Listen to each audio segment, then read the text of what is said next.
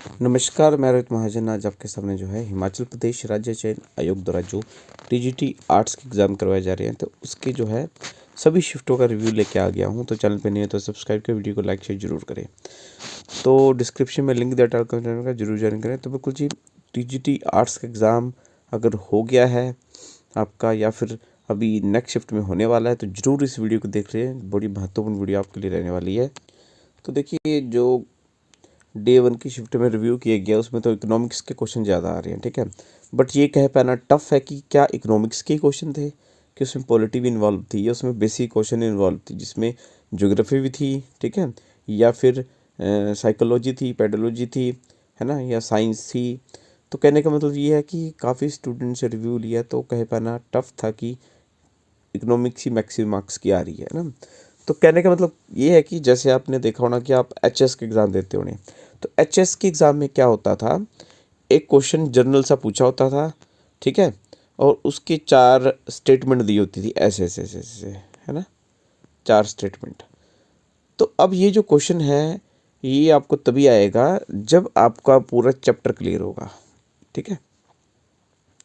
अगर आपने जैसे मान लो महात्मा गांधी का कोई क्वेश्चन ले लो, ठीक है, अगर आपने महात्मा गांधी की पूरी जीवनी पढ़ी हुई है ना अच्छे से, उनका हर एक चीज़ पढ़ा हुआ है, तभी आप इन 4 क्वेश्चन के आंसर में से बता पाओगे ठीक कौन सा है। तो कहने का मतलब ये है कि बेसिक कॉन्सेप्ट के लेंथी क्वेश्चन पूछे जा रहे हैं सभी सब्जेक्ट के, ठीक है। तो अब काफ़ी बच्चे बोल रहे क्या तैयारी करें, कैसे तैयारी करें। देखिए, तैयारी तो जो है वो स्टार्टिंग में ही होती है ना।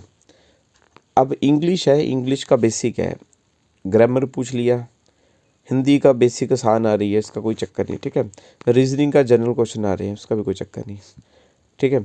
अब जो आपके सब्जेक्टिव हैं उसमें थोड़ा जो है इन्होंने एचएस लेवल के क्वेश्चन डालना शुरू कर दिया है। जिस प्रकार में क्या होता है कि हम एचएस लेवल भी नहीं बोल सकते, हम बोल सकते हैं कि पेपर को जो है लेंथी किया जा चुका है ना। वो पेपर टफ नहीं है। अब कई बच्चे बोल रहे हैं कि 200 क्वेश्चन हमने देखे ही नहीं। अब जब एक क्वेश्चन की 4 स्टेटमेंट आपको दिख रही हैं उसमें पढ़ने में टाइम लगता है, ठीक है। तो क्वेश्चन एग्ज़ाम पार करने का तरीका एक ही है, जो आपका बेसिक है उसको स्ट्रॉन्ग बनाइए, ठीक है। अगर आपकी लास्ट शिफ्ट है या उससे पहले शिफ्ट है तो थोड़ा सा बेसिक रिवीजन अच्छे से कीजिए, है ना। और क्वेश्चन जब आप पढ़ रहे हैं तो उसको अच्छे से एनालाइज कीजिए। एग्ज़ाम में ऐसा ना हो कि आपने एक बार क्वेश्चन पढ़ा और फटाफट पढ़ लिया और आपको समझ नहीं आया क्वेश्चन था क्या, फिर आप दोबारा पढ़ोगे, टाइम वेस्ट होगा, ठीक है। तो एग्ज़ाम में क्या होता है, ये क्वेश्चन होते हैं 1 2 3 4 5 6, है ना। तो अब आपने क्या किया, जैसे एक पे क्लिक किया है ना, क्वेश्चन पढ़ लिया, आपको लगा है टफ है, ठीक है, तो आप डायरेक्ट यहाँ पे सेकंड पे क्लिक कर लो, इसको छोड़ दो। अगर आपको नहीं आता, तुक्का मारना मार लो, ठीक है, बाद में देखना है तो फिर जो एक ऑप्शन होती है कि मार्क एज रिव्यू, वो क्लिक कर लो, उसमें यहाँ का कलर चेंज हो जाएगा। और फिर आपने इसको आना कैसे, अगर मान लो आप 100 क्वेश्चन पे पहुँचे हैं, आपने 2 पे आना है, तो यहाँ पे स्क्रोल बार होती है ना, तो स्क्रॉल करके आपने डायरेक्ट यहाँ पे 2 पे पहुँच जाना है। तो ये आप डेमो एक बार ज़रूर देखे जाना, एक वीडियो बनाई थी टीजीटी मेडिकल की, वहाँ पे पूरा हमने बताया था। तो बस कहने का मतलब ये है कि पेपर लेंथी है, ठीक है। अब मैक्सिमम क्वेश्चन कह रहे हैं बच्चे स्टेटमेंट वाले थे, ठीक है। तो स्टेटमेंट वाले क्वेश्चन में जो है, जो आपके जनरल क्वेश्चन थे वो तो ठीक थे, जैसे हिमाचल जीके हो गया ना, हिमाचल जीके ठीक था, हिंदी, इंग्लिश, और जो बेसिकली अदर रीजनिंग हो गया ना, ये सारे ठीक थे, क्योंकि इनके क्वेश्चन ही 5-5 आ रहे और ज्यादा लेंथी थी नहीं, ठीक है। तो बस 2 चीज़ें आ रही हैं, जैसे पहला क्वेश्चन हिंदी का आ गया, दूसरा इंग्लिश का आ गया, तीसरा पॉलिटिकल का आ गया, चौथा ज्योग्राफी का आ गया, पाँचवा इकोनॉमिक्स का आ गया, छठवां फिर रीजनिंग का आ गया। तो अगर तो डायरेक्ट 10 क्वेश्चन होते, जैसे बैंकिंग में क्या होता है 20 क्वेश्चन होते हैं रीजनिंग के, तो वो रीजनिंग का ही पोर्शन होता है ना, कन्फ्यूज़न नहीं होती। अब यहाँ पे आप एक क्वेश्चन करोगे, ठीक है, दूसरा कोई और सब्जेक्ट का खुलेगा। अब इसमें क्या होता है कि जैसे मान लो रीजनिंग का लेंथी क्वेश्चन आ गया, ठीक है, तो रीजनिंग का लेंथी क्वेश्चन हुआ, आप करने में लगे वहाँ पे देखा 15 मिनट हो गए। तो 15 मिनट में अगर आपके एक एक नंबर वाले वन लाइनर क्वेश्चन हो गए, वो 20 आप अटैम्प्ट कर सकते हो। तो बस ये फ़र्क है, बाकी ये बेसिक चीज़ें आपने पढ़ के जानी है, सब्जेक्ट वाइज हमने नंबरिंग दे रखी है, ठीक है। अब तैयारी का कोई फ़ायदा है नहीं, बस तैयारी जो आपने पहले से की है उसको एक बार रिवीजन कर लो, ठीक है। अब और ज़्यादा उसमें कुछ करके फ़ायदा है नहीं, क्योंकि तैयारी की न करी एक ही बराबर है। कुछ बच्चे बोल रहे हैं कि हमने बड़ी तैयारी की थी बट ऐसा लग रहा है वहाँ जाके कुछ पढ़ा ही नहीं था, क्योंकि क्वेश्चन का लेवल अच्छा था, मतलब बेसिक क्वेश्चन थे बट कंसेप्चुअल थे। कंसेप्ट ऐसे थे कि अगर आपने पूरा चैप्टर पढ़ा हुआ है तभी आप उसका आंसर दे पाओगे।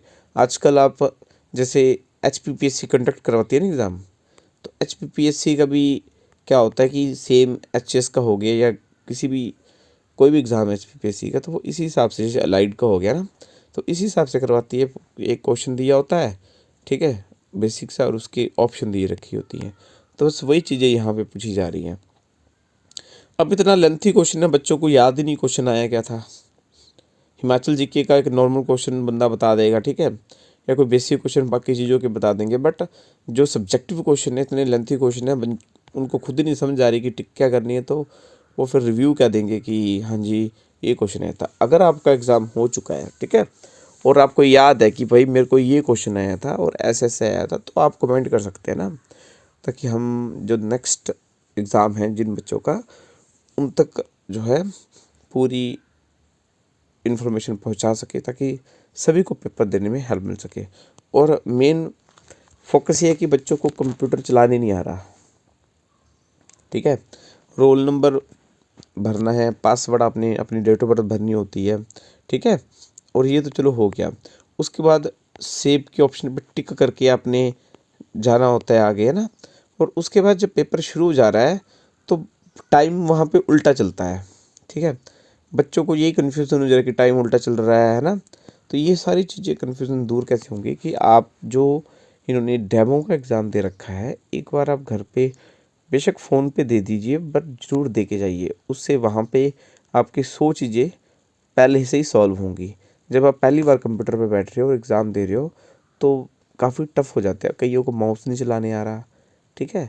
तो जो बच्चे कंप्यूटर पे नहीं बैठते हैं ना, तो वो एक बार कंप्यूटर पे ज़रूर बैठ के, बेशक आप, अगर आपके पास कंप्यूटर नहीं है तो आप कैफ़े में चले जाओ, ठीक है, वहाँ पे डेमो खोल के 1 घंटा वैसे ही आगे पीछे सेव नेक्स्ट करके ही चेक कर लो। उससे आपकी सारी कन्फ्यूज़न जो है दूर हो जाती है, ठीक है। बाकी ऑल द बेस्ट सभी कैंडिडेट को जिनका भी एग्ज़ाम है। तो हम तो ये बोलेंगे हिमाचल जीके के बेसिक क्वेश्चन आप पढ़ लीजिए। इंग्लिश और हिंदी पढ़ने का कोई फ़ायदा है नहीं, ठीक है, क्योंकि ये ऑलरेडी जितनी आपको आती होगी वही चलेगी। बेसिक और रीजनिंग का भी कोई फ़ायदा नहीं पढ़ने का ना।